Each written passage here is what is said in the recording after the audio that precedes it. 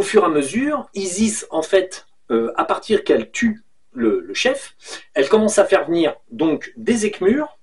Donc des écmures, c'est des sortes de grands lézards costauds, gueule de lézard vraiment quoi, bien solide. Et elle fait venir des Anuakis. Les Anuakis, on a regardé, sont sur Terre depuis moins 35 000 ans. En fait, 35 000 ans. Là, ils servent en gros de garde rapprochée à Madame Isis et ils commencent à foutre le bordel de façon plus remarquable. Et on commence à faire chier des dragons, à faire chier des jardiniers de la Terre.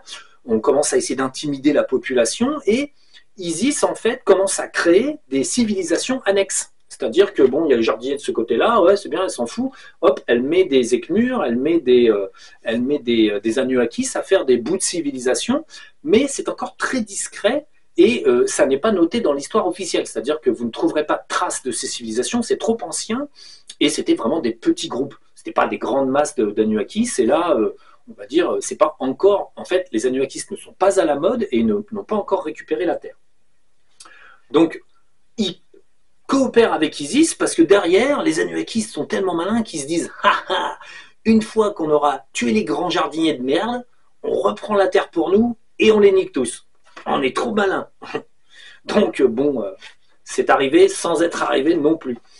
Donc, bon, c'est voilà. C'est comment. Enfin, à cette époque-là, à moins 35, entre moins 30 et moins 35, là, on commence à avoir un vrai chaos qui s'installe. Alors, quand même, l'Atlantide continue, c'est-à-dire la civilisation continue, on continue de créer. Alors, moins 35, moins 30, c'est vraiment la charnière, donc Belsamis y claque, et on obtient qu'à cette époque-là, les jardiniers de la Terre savent que ça y est, c'est le départ, enfin certains savent que c'est le départ de la grande fin, donc on crée les nouvelles souches humaines.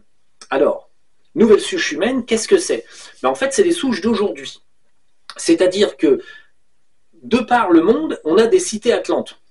On fera le décompte des cités atlantes, les variétés, les choses, des machins. On a donc des cités atlantes un peu partout, gérées par différents jardiniers, groupements de jardiniers, et certaines, on va gérer par des vrais cons, comme les Anuakis et puis Isis et compagnie. Donc, l'idée, c'est qu'on crée des espèces, mais là, cette fois-ci, bon, c'est quand même un projet jardinier. Là, on crée des espèces qui vont pouvoir accueillir un jardinier de la Terre à l'intérieur, un être humain, comme vous et moi aujourd'hui, donc la souche actuelle, mais avec une capacité mentale, une capacité spirituelle aussi, puisqu'en fait, il faut que cette espèce puisse abriter un jardinier et que le jardinier puisse se servir de ce corps, comme ce que je fais en ce moment, on va dire, et aller par exemple dans les terres très très haut et résoudre tous les problèmes qu'il a à résoudre. Chose que là, à l'heure actuelle, l'éther sert à ça, hein, c'est le retour des connaissances. Donc, l'idée, c'est que les corps humains doivent avoir la capacité quasiment de corps jardiniers de la Terre. Même s'ils ont des défauts, même s'ils ne sont pas parfaits, ils doivent pouvoir canaliser le mental d'un jardinier suffisamment pour être efficace sur un gros pourcentage. Alors, selon les souches humaines, évidemment, il y a des souches qui vont s'être salies, dégradées, on a des gens qui ne sont pas très malins avec des QI d'huîtres, des physiques qui se dégradent, il y a des mélanges qui sont mauvais, il y a des mélanges qui sont meilleurs. Le métissage, par exemple, peut être intéressant parce qu'on obtient des souches humaines perfectionnées, mais on peut perdre certaines spécificités vibratoires et avoir un métissage qui n'est pas... bon, les individus peuvent être physiquement décoratifs, mais ils peuvent être bêtes, en fait. Ils peuvent être bêtes ou vibratoirement bas. Et en fait, du coup, sur la Terre, ensuite, ça, c'est laissé, on va dire, à la discrétion de la source, elle va s'organiser pour que les êtres humains deviennent plus ou moins perfectionnés selon les aléas en fait, du croisement génétique. À cette époque-là, on crée... alors on va regarder...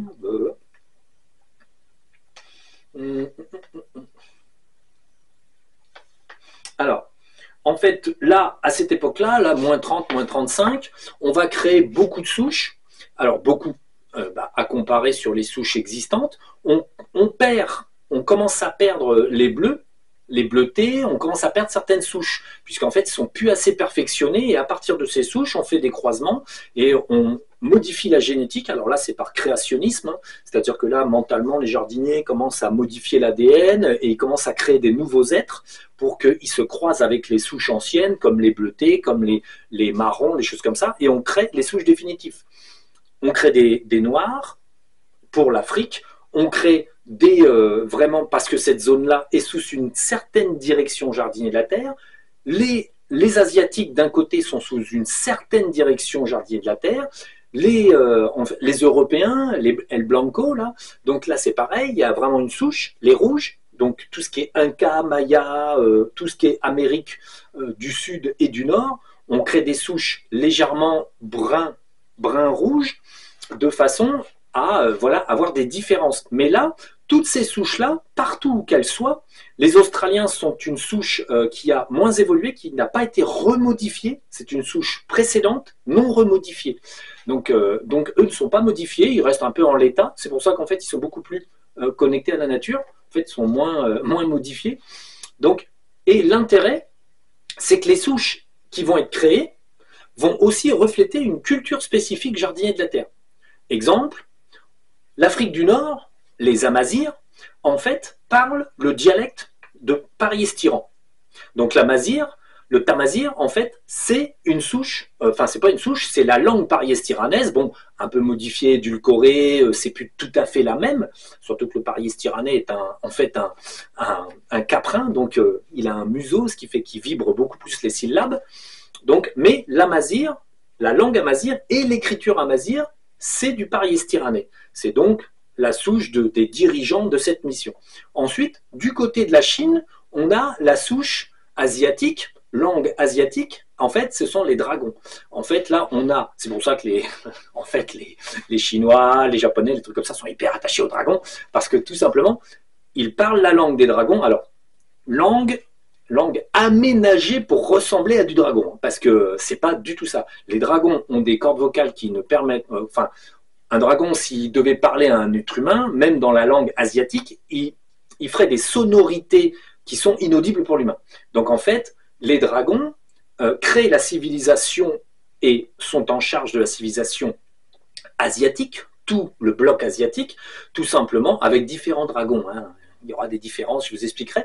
Et en fait, la langue et l'écriture sont inspirées de ce que les dragons ont réussi à transmettre à l'homme et pour pouvoir communiquer. Comme ça, un dragon pouvait comprendre un homme et l'homme pouvait comprendre un dragon avec une langue commune. C'était pas tout à fait la langue des dragons, c'était pas tout à fait la langue des humains, on va dire, mais les deux se rejoignaient sur celle-là.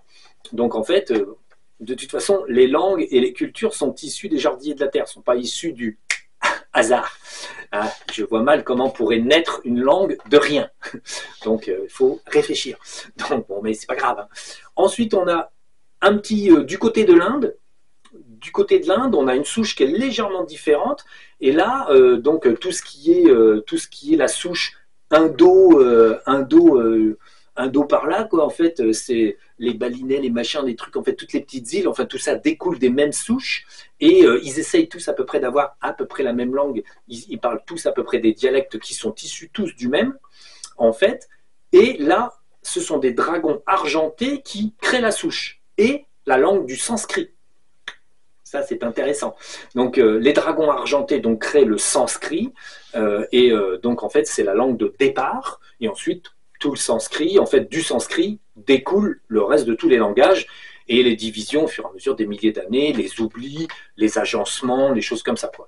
Donc, bon, faut voir qu'en fait, c'est juste une question de mémoire, c'est une question qu'il y a une petite tribu qui s'en va, la tribu fait des enfants, des machins, des trucs, on transforme la langue, il y a des mots, on n'a pas de mots pour ce fruit-là, on invente un mot. Voilà, et on continue comme ça. Au fur et à mesure, la langue se déforme, au fur et à mesure des millénaires, des prononciations, des oublis et des aménagements, la langue diverge. Donc, mais les souches d'origine sont véritablement liées à une souche de jardinier particulier. De ce fait, je reviendrai là-dessus par contre, et je reviendrai sur les cités. Donc là par contre, à un moment donné, vers moins 20 000, il y a un accroissement de l'opposition. Alors, le peuple atlante, les humains, et les jardiniers vivent encore en paix en moyenne. Néanmoins, on commence à avoir des conflits type armée. On a des conflits armés, on a Isis et tous ses collègues qu'elle fait débarquer en nombre et en nombre, qui en fait continuent de créer des échauffourées à droite, à gauche, essayer de créer des ennuis, récupérer de la technologie. Donc elle fout le bordel, quelque chose de bien.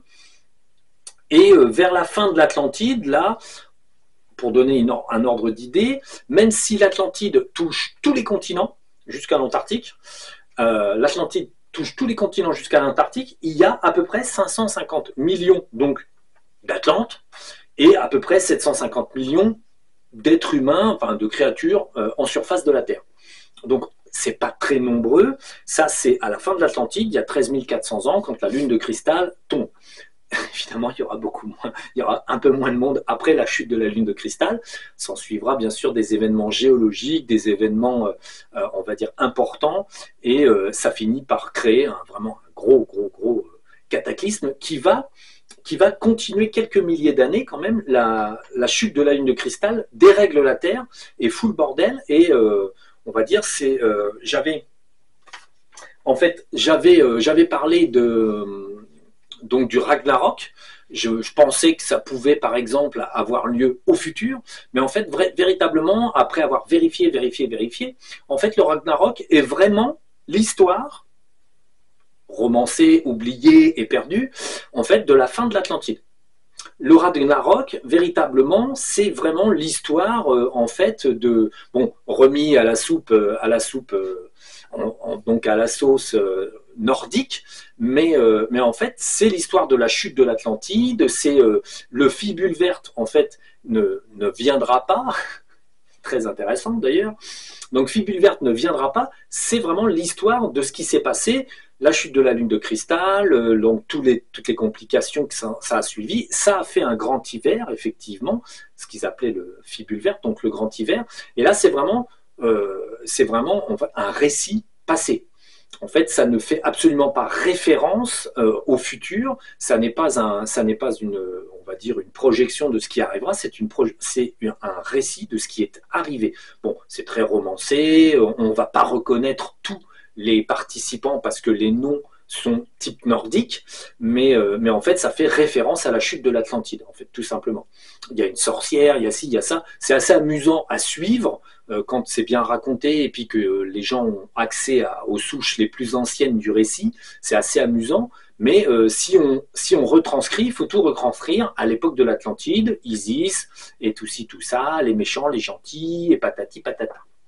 Donc bon, c'est assez intéressant et en fait, ça donne une idée, ça vous donne une idée des faits et ensuite, ça vous donne une idée de ce qui a été raconté. C'est quasiment plus, c'est plus du tout facile, par exemple, de prendre le récit du Ragnarok et tout ci, tout ça, et en fait de le faire coller à l'histoire. Personne ne peut le faire coller à l'histoire. Nous, en allant voir dans les terres, on voit à peu près ce qui s'est passé, mais voilà, comment faire coller à l'histoire si en fait on ne peut pas aller dans les terres? Ben, on ne peut pas.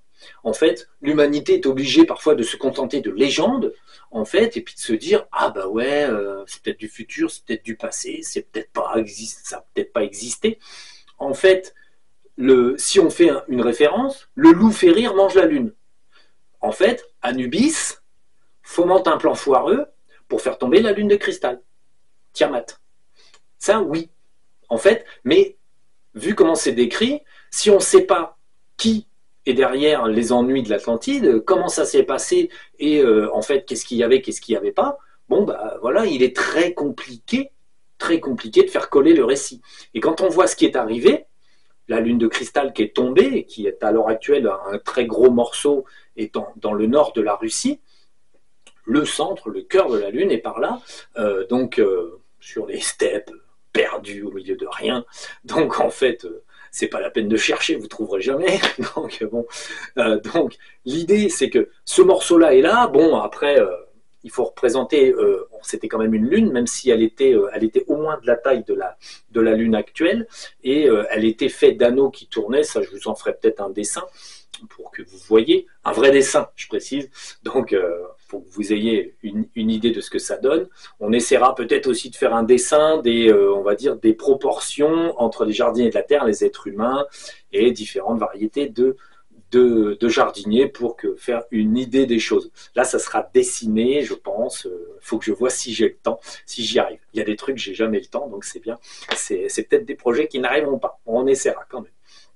Donc l'intérêt, en fait, là-dedans, c'est de voir que l'histoire, comme elle s'est passée, et l'histoire qui est racontée, ça n'a strictement rien à voir. En fait, c'est tellement loin. Le seul truc qu'on sait dans la chute de l'Atlantide, il y en a quelques bribes d'informations de gens qui l'ont entendu. Donc Platon et tout ça, ça a été relaté. Mais à l'époque de Platon, il était déjà 10 000 ans après l'Atlantide. Donc personne ne savait rien. Donc c'est ça le principe, c'est que l'humanité n'a pas même les tablettes sumériennes sont blindées, mais blindées en fait de mensonges. Les Anunnakis ont passé leur temps à raconter aux humains qui n'avaient pas vécu la fin de l'Atlantide, en fait, qu'ils étaient des dieux, qu'ils avaient fait ci, qu'ils avaient fait ça. Ils se sont appropriés la création, ils se sont appropriés la propriété de la planète, et ils ont dit, oui, mais c'est nous, depuis le départ, on est là, on vous aide, on vous a créé, on vous a ci, on vous a ça. Ils ont repris, on va dire, la thématique que les jardiniers de la Terre avaient mis sur pied. Comme les jardiniers de la Terre n'étaient plus incarnés dans des corps de jardiniers de la Terre, ils pouvaient raconter ce qu'ils voulaient, ayant tué, on va dire, quasiment tous les dragons, puisque c'est eux qui ont commencé à tuer les jardiniers de la Terre, traquer les jardiniers de la Terre, et à la fin de l'Atlantide, essayer d'éliminer tous les dragons.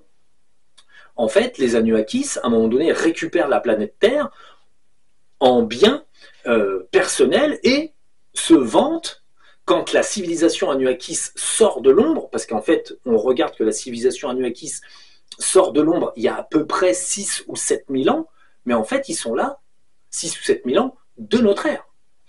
Et ils sont là depuis moins 30 000, moins 35 000 ans. Donc, il y a 40 000 ans minimum. Ils sont là d'il y a 40 000 ans, et quand ils sont arrivés, en fait, on n'en a aucune trace. Pourquoi ? Parce qu'ils sont fondus dans l'histoire atlante et n'existent pas vraiment dans cette histoire, puisque pendant l'Atlantide, on ne va pas relater certains événements. De toute façon, si même ça a été consigné, on va dire, dans des registres, des mémoires de cristaux, des choses comme ça, c'est illisible aujourd'hui. On pourrait trouver des cristaux atlantes dans lesquels, en fait, est stocké de la mémoire et des informations par des tonnes entières, mais en fait, aujourd'hui, l'humanité est totalement incapable d'extraire l'information, par exemple, dans un petit cristal qui, par exemple, vous ferait l'histoire de l'Atlantide de A à Z, puisque l'humanité n'a pas du tout la technologie pour le faire. Donc, même si quelqu'un trouvait un vieux cristal, il dirait « Oh tiens, il est marrant ce cristal », il prendrait ça pour un quartz quelconque, il le poserait sur son étagère en disant « Il est beau mon petit quartz ». Pour de vrai, on va dire certaines choses qui ont été trouvées dans des civilisations anciennes, comme, on va dire, donc, toutes les lémuries, toutes les choses comme ça, enfin, tout ce qu'on associe plus ou moins à l'Atlantide, et ensuite les civilisations qui ont suivi, en fait, vous allez trouver certains objets, comme par exemple le cube vert à Hattusa, donc je reviendrai sur les cités atlantes, donc, qui est soi-disant la capitale hittite. Il y a un cube vert, c'est en Turquie, une pierre verte. À quoi ça sert? Ah non, c'est un objet sacré. Personne ne l'a bougé depuis des plombes, elle n'a pas bougé. Hein. Mais en fait, elle est en plein air. Bon, à l'origine, elle était dans une maison, et c'était le système de chauffage. Donc en fait, c'est là où en fait c'est un amalgame, cette pierre verte, j'en ai déjà parlé, c'est un amalgame, c'est une technologie atlante, c'est le moyen, c'est une batterie énergétique qui peut servir à chauffer, à refroidir, qui peut faire de la lumière par d'autres systèmes. En fait, c'est une batterie et c'est une pierre. En fait, voilà, l'humanité aujourd'hui, si elle trouvait une pierre sur un site, par exemple à Hattusa, ils ont peut-être trouvé des cristaux, des bijoux, des trucs comme ça, et ils se sont dit « Ah bah c'est joli ». En fait, ça peut être une mémoire. Ça peut être une mémoire, vous pouvez avoir un enregistrement mémoriel. Alors, dans un quartz, il faut savoir que vous pouvez stocker, on va dire, plus que 10 000 ordinateurs humains. Vous pouvez stocker toutes les informations de l'Atlantide dans un seul quartz. Mais en fait, le problème, c'est comment sortir l'information. Il faudrait avoir la technologie employée pendant l'Atlantide, et celle-ci n'existe pas. Et même là, nos petits scientifiques qui bossent dans l'ombre n'ont pas la technologie pour lire un quartz, mais lire à la façon Atlante. L'extraire, le projeter, le comprendre, le mettre en forme. De plus, il y aurait un problème de langue. Si par exemple étaient mis des références, il faudrait que ça corresponde à une langue encore connue de nos jours. Donc en fait, bon, par exemple de l'amazigh, mais de l'amazigh originelle. Si c'était un parier styranais qui avait ce quartz, qui mettait ses petites informations, donc il ne fait pas comme ça, il fait comme ça. Donc le parier styranais injecte, par exemple, une information dans un quartz, mais c'est mental. C'est-à-dire qu'il va littéralement envoyer, par exemple, 200 000 kilooctets d'images, de sons, d'enregistrements, entre guillemets, donc de mémoire, donc d'éther, il peut le stocker dans un quartz. Donc c'est ça qui est amusant. Les technologies passées sont illisibles par les technologies présentes. Et on ne peut même pas deviner à quoi ça sert. Aujourd'hui, si des scientifiques étudiaient le cube vert d'Hattusa, bon, peut-être qu'en se grattant la tête, s'ils prenaient un bout, ils commençaient à le décomposer, le mettre sur un microscope électronique, ils se diraient, tiens, c'est marrant, c'est un composite. Donc ça veut dire que c'est une fausse pierre. Donc ils pourraient voir que c'est artificiel, ils pourraient voir qu'il y a plein d'éléments chimiques différents dedans, et que tous ces éléments ressemblent très fortement à un système de batterie. Aujourd'hui, l'être humain stocke de l'énergie dans du béton, parce qu'ils ont remarqué qu'en faisant du béton, en faisant tourner très vite et en injectant de l'énergie dedans, ça restait dedans. Donc bon, mais vous prenez cette technologie du béton, vous la multipliez par 10 en termes de connaissances, et vous obtenez une batterie verte, presque portative, hein, donc et à recharger sur des concepts qui n'ont rien à voir avec ce qu'on fait de nos jours, nous, et en fait, vous obtenez une batterie à base de pierre, on va dire. Donc, je reviendrai là-dessus, je reviendrai sur on va dire, je regarde un peu, ouais, vous êtes à 1h20, ça y est, vous êtes saoulés. Donc, je reviendrai, on fera des thématiques un petit peu véritablement par justement thématique. Donc, on reviendra sur les langages et les espèces, donc qui sont dans le monde, en gros, les espèces actuelles, même si certaines ont quasiment disparu, comme en fait l'espèce rouge, en fait les peaux rouges ont quasiment disparu, ils ont été anéantis par les peaux blanches. Les noirs, ça va, il y en a encore assez. Et les asiatiques, ça va, il y en a encore assez. Il reste une petite souche différente, donc ce sont les Australiens, donc d'origine, les aborigènes. Donc, bon, on a certaines souches qui sont existantes. Il y a des souches mélangées, bien sûr, tous les hybridages qui se sont faits là depuis la fin de l'Atlantide. Oh là, ils m'ont remis le 380. Là. Il y a quelqu'un qui a dû couper son four micro-ondes. Il y a la lumière qui nous fait un saut. Donc, l'idée, c'est véritablement que l'humanité d'aujourd'hui, c'est simplement l'humanité qui a été créée il y a 35 000 ans, plus encore au moins 13 000.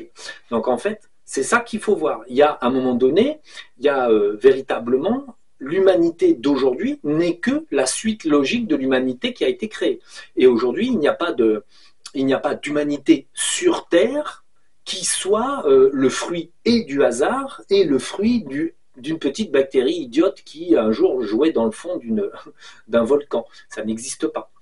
L'effet créationniste, bon, c'est l'une des théories avancées par certaines personnes. C'est pas une théorie. Moi, ce que je vous dis, c'est juste ce qu'on a fait nous, les jardiniers de la Terre, puisque les jardiniers de la Terre, en fait, créent la vie.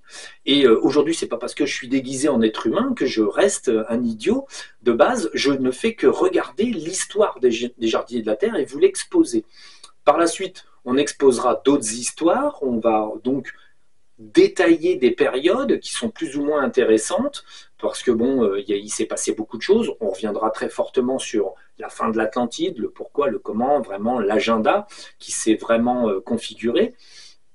Et on reviendra bien sûr sur les Anunnakis à travers des siècles, pourquoi ils ont disparu. J'ai déjà précisé qu'on en a légèrement oxy ces derniers temps. Donc voilà, on fera, on va dire, une révision totale de l'histoire.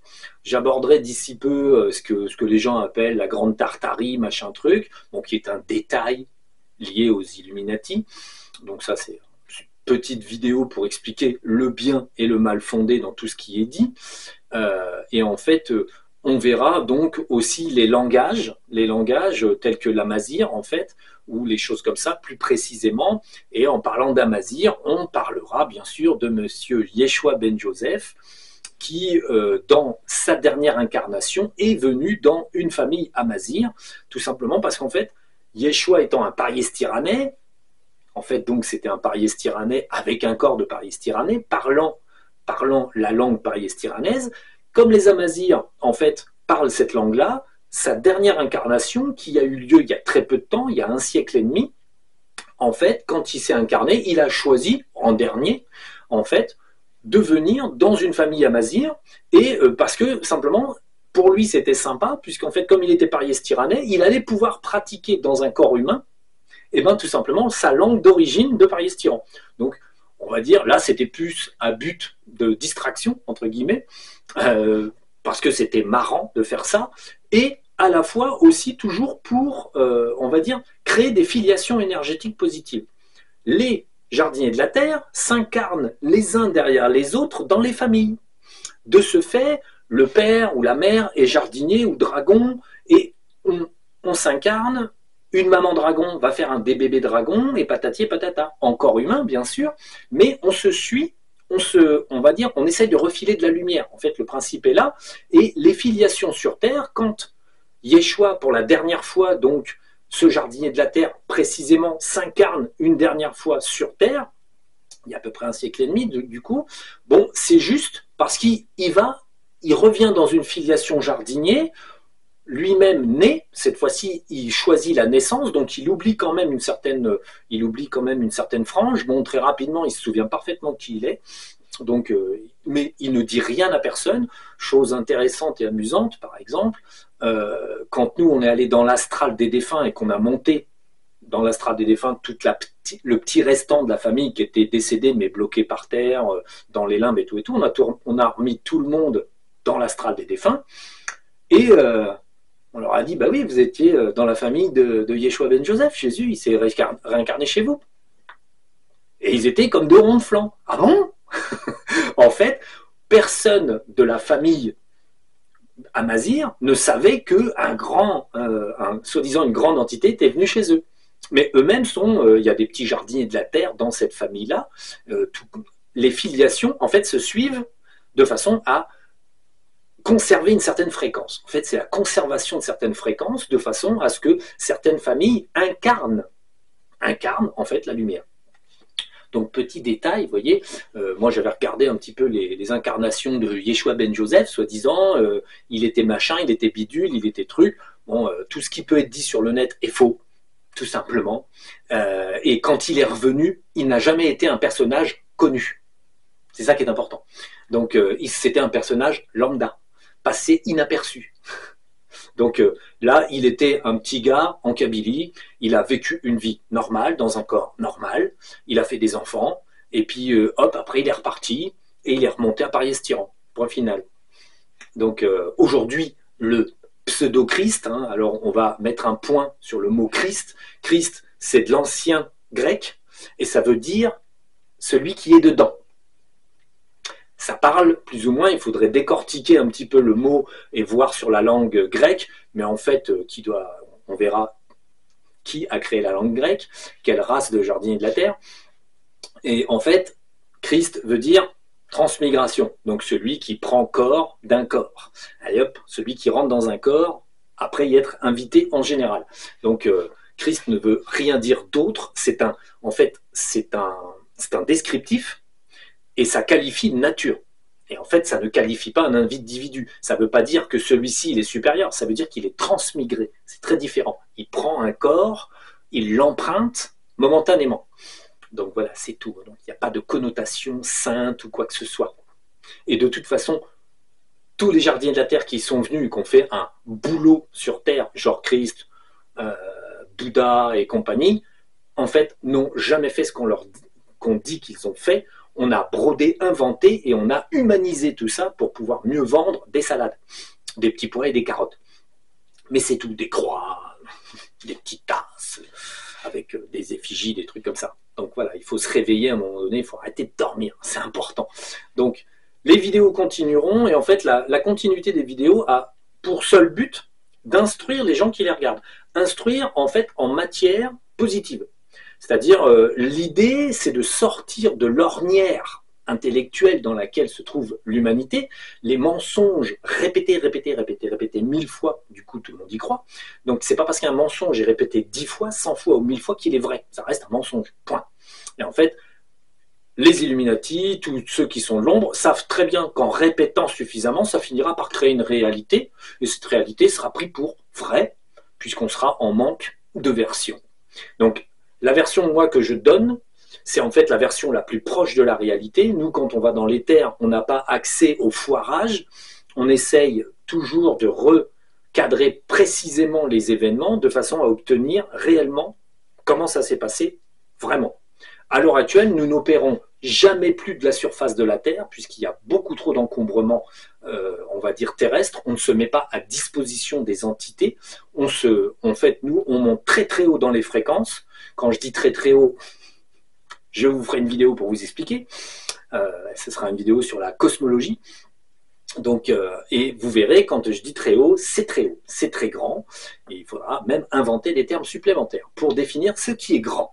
Donc, l'idée, nous, on se met très haut, très loin, de façon à pouvoir voir l'éther, mais sans encombrement, sans être, nous, physiquement proches de l'encombrement. Si vous restez sur Terre, dans votre salon, où vous allez près de la pyramide de Gizeh, vous subissez de l'encombrement.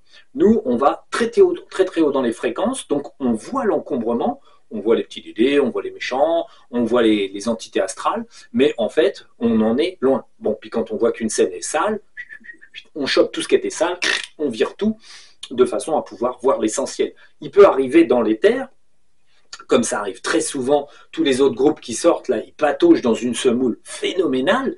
Là, c'est du couscous. Hein, ils pataugent dans un couscous terrible, tagine, couscous, tout ce que vous voulez, tout ce qui est à base de semoule, avec les petits légumes autour. Donc, en fait, parce qu'en fait, ils vont dans les terres, et en gros, ils sont dans une atmosphère où il y a tellement d'encombrements qu'ils ne sont absolument plus maîtres de ce qu'ils disent et de ce qu'ils font. Bon, ils baillent pendant les séances, ils ne se rendent même pas compte que c'est la présence d'un dédé. Pourtant, je l'ai déjà dit, le bâillement est associé à la présence de quelque chose de sombre. Réfléchissez. Bon, personne n'écoute rien. Aujourd'hui, l'humanité va toujours aussi mal, impeccable. Il n'y a pas de problème. On a une souche humaine là qui essaye d'aller dans l'éther, donc ils ont redécouvert ça. Mais le seul problème, c'est qu'en fait, ils ne savent pas s'en servir. Ils ne savent pas se nettoyer. Et du coup, toutes les informations qui sont véhiculées par les médiums et autres sont 80-90% fausses. On a de moins en là, à l'heure actuelle, on a de moins en moins de réalité, de plus en plus de délire, parce qu'en fait, la pression astrale augmente énormément. Et alors, on a des gens qui se perdent complètement et qui n'arrivent plus du tout à dire quelque chose de même à moitié vrai. 50%, ça serait pas mal, même plus. C'est terminé en fait. Là, on a des scores qui sont abominables au niveau de la véracité. Ça chute drastiquement. Ça ne va pas aller en s'améliorant parce que nous, même si on nettoie énormément, une entité qui stocke de la merde, stocke de la merde. Point final. Et moi, je ne peux pas nettoyer, on va dire, chaque individu. Et de toute façon, le lendemain, comme il y a d'autres entités qui sont arrivées, ça ne sert à rien. Donc, même si on fait de très gros nettoyages, ce monde-là va continuer de mentir, continuer de manipuler, continuer de s'enfoncer. Et la seule source, en fait, disponible d'informations plutôt réalistes et précises, ça sera ici. Ah, je tiens à le dire. Malheureusement, en fait, autant les jardiniers de la Terre ont créé ce monde, autant sur la fin, c'est seulement les jardiniers de la Terre instruits, parce que toutes les équipes qui vont dans les terres en général sont des jardiniers de la Terre, des dragons, des aides-jardiniers, tout ça, donc en fait ils font partie de la lumière, mais ils ne sont pas instruits réellement. Ils pratiquent, mais ils sont victimes de leur pratique. C'est la différence entre pratiquer une activité comme aller dans les terres et ne pas en être victime, c'est-à-dire être propre, avoir des moyens de se nettoyer, avoir des moyens de mettre au clair la situation et de ne surtout pas se faire avoir. Donc, les équipes à l'heure actuelle, il n'y a personne sur Terre à l'heure actuelle qui ait véritablement des notions de nettoyage comme nous on fait et des notions de performance en fait. Ce qui est important, c'est d'être performant dans ce qu'on fait, non pas de se nettoyer et puis de se dire qu'on est propre alors que c'est faux. Ce qui est important, c'est de coller à la réalité. Et ça, c'est quelque chose qui n'existe pas pour le moment et qui n'existera pas. Je le dis tout de suite, là, il reste peu de temps, on va dire, à l'échelle humaine, et ce temps ne sera pas utilisé par l'ensemble de l'humanité à faire quelque chose d'intelligent. Il ne faut pas rêver. Donc bon, même si nous, petits groupes, on va changer la donne de l'espace-temps qu'on occupe, le tout petit espace-temps qu'on occupe, la réalité sera là, la vérité sera là, mais bon, ça ne fera que planter des graines dans l'esprit de chaque personne qui écoute, et ça, c'est le principe. Le principe, c'est que vos connaissances grandissent, au fur et à mesure que vos connaissances grandissent, votre esprit, en fait, quelque part, est nourri correctement. C'est comme si vous mangiez des vrais légumes de jardin au lieu de manger des trucs de la grande distribution. C'est tout. En fait, vous avez un esprit plus sain en mangeant des informations plus saines. L'intérêt est là, c'est tout. En fait, après, peu importe que vous soyez propre, vous soyez sale, l'idée, la barrière de photon nettoiera tout le monde. Mais l'idée, ceux qui resteront auront en eux des vraies connaissances. Donc pourront partir du bon pied. En fait, c'est ça l'idée. En fait, on remplit une personne de vraies connaissances. Quand c'est la merde, elle se dit « Ah ben mince, en plus il avait raison, ce con ». Et ensuite, la personne est à même de réagir parce qu'on lui a expliqué tout un tas de choses à l'avance. C'est la différence entre la vraie connaissance et la manipulation. Aujourd'hui, ce monde est manipulé à 99,9% et même plus, et il y aura donc une toute petite infinitésimale partie de l'humanité qui ne sera pas manipulée. On ne pourra pas faire mieux, c'est pas le plan. Donc bon, voilà, bienvenue dans le plan où tout le monde est manipulé et personne ne sait plus rien du tout. À part l'équipe réellement qui, au début, a commencé et qui suit l'ensemble de la création et qui l'a incarné dans ce corps. Je participe à la soi-disant fin, et qui n'est qu'un recommencement. En fait, je participe à cet événement charnière parce qu'en fait, c'est important que finalement, il y ait une présence, une vraie présence, je dirais, supérieure, sur place, pour pouvoir assister les choses et continuer de faire avancer le schmilblick de la lumière, de la connaissance et des choses comme ça. Il est indispensable que les jardiniers de la Terre reviennent à eux, et il est indispensable que les humains qui les suivent et qui sont avec eux, en fait, suivent, mais avec des personnes capables de faire avancer les conditions, en fait, métaphysiques et physiques de la Terre. Et comme c'est pas du tout les Anunnakis ou quoi que ce soit qui vont faire avancer quoi que ce soit, parce que l'ombre, en fait, d'un côté, physiquement sur Terre, disparaît, et de l'autre côté, métaphysiquement parlant, de toute façon, sera définitivement gommée sur un certain laps de temps. Donc, la seule chose dont on ait besoin, c'est des vraies connaissances, se souvenir de qui on a été et d'où on vient permet de mieux comprendre ce qu'on fait là. Et l'humanité aujourd'hui ne dispose d'aucune information réelle et réaliste pour dire ce qu'elle a été il y a déjà 2000 ans. Les humains, tout est sur le ton de la supposition. L'histoire est manipulée en permanence. Tout le monde réécrit l'histoire en fonction des victoires, des défaites et des trucs et machin. Tout le monde réécrit tout. Même il y a 2000 ans, c'est rien du tout. Il y a 2000 ans, on ne sait quasiment rien de vrai. Et un écrit qui a 2000 ans n'est pas nécessairement vrai. Pas du tout, en fait. C'est un écrit.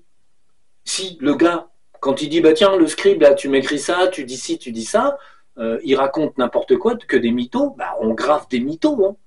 C'est le chef qui l'a dit. Le scribe, lui, il scribe. Hein. Mais quand le chef, il dit, oui, moi j'ai gagné, machin, j'ai fait ci, j'ai fait ça, je suis le dieu Totor, je suis le dieu machin, je suis le dieu ci. Le mec, s'il délire, c'est pas grave, on grave. Hein.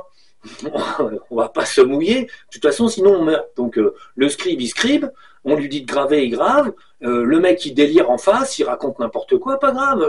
Vas-y. On va pas. Les scribes ne faisaient pas un petit livre à côté où ils disaient ouais, le pharaon, il est complètement mytho, il a complètement fumé le cannabis, on lui a déjà dit d'arrêter, mais il n'écoute pas. Donc voilà, le scribe, il n'a pas fait un petit livre en disant mon pharaon est un taré, parce qu'il se dit ouais, c'est pas prudent ça. Hein. Si je veux finir à peu près en bon état, j'écris pas un petit truc à côté pour dire que le pharaon est taré, je vais avoir des problèmes. Donc l'histoire réelle est à voir dans les terres. Pour l'avoir dans les terres, il faut soi-même avoir un très haut niveau de façon à pouvoir scruter les terres sans se faire embobiner et même pas influencé par l'égrégore de la pensée, par exemple, du pharaon. Parce qu'en fait, il y a de ça aussi. Quand on va dans une histoire, on tombe dans les pensées des gens de l'époque. Donc si un pharaon, il est grégoré que de la merde, et qu'il était sûr qu'il était la réincarnation d'Anubis, il était sûr que si, sûr que ça, bah, en fait, très rapidement, dans la bulle de l'éther, quand on va là, on va voir les conneries du pharaon, on va voir l'égrégorisation mentale que lui projetait de lui-même, et non pas ce qu'il était en train de faire. Nous, on regarde, on nettoie l'égrégorisation et on regarde qui est le pharaon. Un sinistre individu complètement con, qui se prend pour, et en fait qui n'est personne, tout simplement. Et en fait, l'idée, elle est là. Il est très compliqué aujourd'hui d'obtenir la vérité si on n'a pas un très haut niveau de clarté d'esprit, de discipline mentale, et quand on se déplace dans les terres, même la personnalité de l'individu est indispensable qu'elle soit propre, parce que si on a une tendance, allez, narcissique, on va tomber dans des situations où on va toujours essayer de narcissiser quelque chose. Pourquoi? Parce que soi-même, on est narcissique. Quelqu'un qui voit bien dans les terres est obligé aussi de se méfier de lui-même.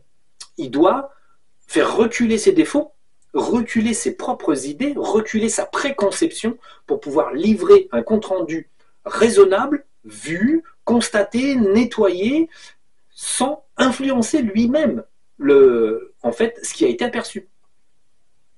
Toute idée créée au présent par soi-même peut influencer ce qui peut être vu dans l'éther. C'est pour ça que parfois, quand nous on sort, sur une version, on a sur un fait, on a 2, 3 versions. Donc on regarde. Alors parfois c'est parce qu'il y a un panel d'individus, donc on a plusieurs choses. On a un panel de solutions qui sont intervenues, mais bien des fois, on a une personne qui est un peu influencée par ci, une personne qui est un peu influencée par ça. Ça peut être un Dédé qui fait chier, ça peut être un égrégore qui fait chier, ça peut être la personnalité de la personne qui va préconcevoir. Donc en fait, c'est pour ça que faire des séances en direct en disant « Ah ouais, je vois ça, je vois ça, je vois ça », c'est une très mauvaise idée. Très, très mauvaise idée. Et moi, j'ai fini par abandonner l'idée de faire des séances où on ferme les yeux et puis on dit ouais je vois ça, je vois ça, je vois ça. Pourquoi? Parce que en fait le fait même de savoir que c'est filmé, le fait même de savoir que c'est retransmis, on va dire il y a des petits délais qui peuvent intervenir, des êtres astraux, et on va être obligé toujours de recorriger, alors que simplement quand on fait une séance, hop, on prend, on dit, tiens ça c'est bizarre, qu'est-ce qui se passe, retire, nettoie, enlève, creuse, enlève le truc qui est dessus, ah tiens, tu vois, c'était un haricot, c'était pas un petit pois. Donc l'idée, elle est là, c'est que sur une scène, il peut nous arriver on voit un truc, mais on a une impression qu'il ne va pas. Donc on regarde, on baille, par exemple, vous arrivez sur une scène, il y a un pharaon qui fait ci, qui fait ça, il joue aux billes avec ses crottes de nez, et puis tout d'un coup on baille. Donc si on baille, moi quand j'arrive sur une scène, si je baille, c'est très mauvais signe. Ça veut dire qu'il y a du Dédé, il y a des influences négatives en place, donc après on cherche. Qui est là, qu'est-ce qu'il fait, qu'est-ce qu'il manipule. Donc voilà, on fait le nettoyage, on retire les événements qui n'ont rien à faire là. Puis, en fait, bon, un Dédé qui nous mettait un chameau, ou une voiture, en fait, avec les chameaux. Je dis voilà, oh. Donc bon, ça n'arrive pas parce qu'ils essaient quand même d'être plus malins, mais ça pourrait arriver. Donc l'idée, c'est que à un moment donné, on fait attention à la qualité de ce qui est dit, tout simplement en faisant attention à la qualité de ceux qui vont le dire, tout simplement. Il faut être soi-même en progression et en nettoyage effectif et avec un avis zéro. Zéro avis sur un tel, zéro avis sur un tel, un pharaon quelconque, zéro avis. Il faut toujours partir avec zéro volonté de voir quelque chose. C'est juste, on regarde ce qu'il en est. Et on nettoie tout ce qu'on regarde, on check, jusqu'à obtenir la vérité, et non pas une approximation, et non pas une façon de voir les choses. Donc voilà, ça sera tout pour cette fois-ci, parce qu'après, il va faire tard. Donc je vous ferai donc des petites vidéos complémentaires. Oui, prochainement, ce sera... je vais vous faire un petit truc sur la taille des univers, et encore beaucoup plus. On va faire de la science, vous allez voir, c'est assez intéressant, c'est lié à l'infini, et c'est lié donc aux énergies particulières de l'infini. Donc, mais par la suite, on va aussi faire donc des sujets sur donc l'Atlantide. Là, on va rentrer dans les problématiques, véritablement les problématiques en fait, des 40 000 dernières années. Avant ça, on fera le détail de la fabrication de l'Atlantide, les moyens, les ceci, ça. On fera des thèmes sur, par exemple, la vie pratique pendant l'Atlantide, comment ils se nourrissaient, quelle était la technologie utilisée pour vivre tous les jours. Voilà, l'ensemble des choses mises à disposition. Et j'essaierai de vous faire une liste assez complète, mais c'est très compliqué. Je vous donnerai surtout des liens aussi pour l'ensemble des vestiges présents dans le monde entier, parce qu'il y en a tellement que la liste, elle est, c'est un annuaire, et tellement il y en a. Et il y en a certaines qui sont en France, hein, très facile, on peut aller voir, mais en fait, je vous ferai une liste un petit peu dans le monde, et je vous donnerai des adresses de sites où, en épluchant le site, en allant voir tout ce qu'ont vu ces gens-là, parce que c'est des gens qui voyagent et qui se déplacent, en fait, vous pourrez trier en fait ce qui est Atlante et ce qui ne l'est pas. Voilà. Donc c'est plus pour faire une idée de l'étendue de l'Atlantide qui s'étendait en fait sur le monde entier. Sur tous les continents, il y avait des fabrications atlantes. Il y avait très peu de monde au mètre carré, puisque c'était des civilisations dites naturelles et non polluantes. Donc, il n'y avait pas de dégradation de la nature pour faire ce qu'il y avait à faire. Et en fait, l'idée, voilà, ça sera juste de dresser une carte de ce qu'il y avait avant et de comment ça se passait, en fait, au tous les jours. Et ensuite, au-delà du tous les jours, la faim, les conditions extrêmes qui ont vraiment précédé, pendant, et en fait, le chaos que ça a représenté. Et ensuite, la civilisation humaine, post-Atlante, véritablement, après les 13 400 ans, la chute de la lune de cristal, l'humanité, sur le plan métaphysique, sur le plan physique, et donc après les manipulations qui ont lieu, en fait, pour on va dire, dominer l'humanité et créer une civilisation qui oublie perpétuellement tout ce qu'elle fait. Parce que c'est bien ça l'idée. C'est surtout faire oublier à l'être humain tout ce qu'il fait pour qu'il ne se souvienne de rien et qu'il comprenne rien. À l'heure actuelle, ils essayent même d'effacer ce qui s'est passé il y a 20 ans pour que les gens continuent à vivre au présent sans se poser de questions. Ils en sont là à tel point, ils essayent de gommer la mémoire des gens. C'est comme ça qu'ils ont détruit la famille et tout le reste, en France comme dans le monde entier. Allez, parce que la famille, c'est la mémoire. Donc, allez, à la prochaine et amusez-vous bien. Hein, on va couper parce que là, ça fait long.